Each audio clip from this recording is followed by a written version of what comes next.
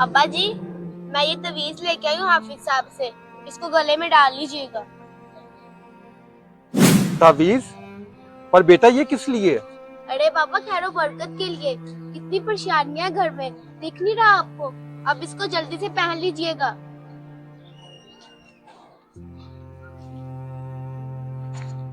अरे अब्बा जी, आपने मेरे सोने की अंगूठी देखी है कहीं? नहीं तो, खो गई है क्या?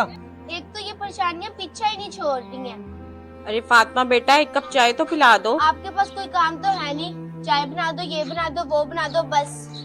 अरे अरे पापा, आप चुप करिए और आगे मेरे साथ तो अंगूठी ढूंढिए। अरे पापा, इतने दिन हो गए तवीज लाए हुए, लेकिन परेशानियां हैं कि कम होने का नाम ही नहीं ले रही। अरे हम भी एक तावीज लेके आए हैं दूसरे मौलाना से, ये लो। लेकिन ये अभी अधूरा है, इसको तुम्हें पूरा करना पड़ेगा। मुझे पूरा करना पड़ेगा? लेकिन पापा, मैं कैसे पूरा कर सकती हूँ? मौलाना साहब ने कहा है जो भी ये तावीज यूज करेगा वो घर में सबसे अच्छे इखलाक में बात करेगा, और जिससे भी अच्छे इखलाक में बात करे उसके बाद इस तावीज पर फूंके। और मौलाना साहब ने कहा है जैसे जैसे इस पर फूंक पड़ती जाएगी घर के हालात अच्छे होते जाएंगे। अरे बेटा, एक कप चाय तो बना दो। जी अम्मी जान, मैं अभी आपके लिए मलाई वाली चाय बनाती हूँ।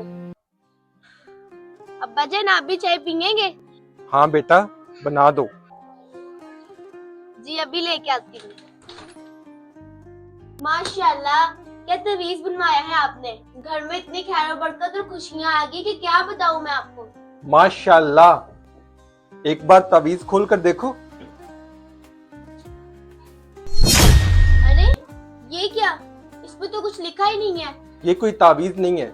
हमारे घर की परेशानियां और रिज़्क की तंगी की वजह हमारी लड़ाइयां और बद इखलाकी थी, और जैसे ही तुमने अपना इखलाक अच्छा कर लिया तो सारी परेशानियां दूर हो गईं।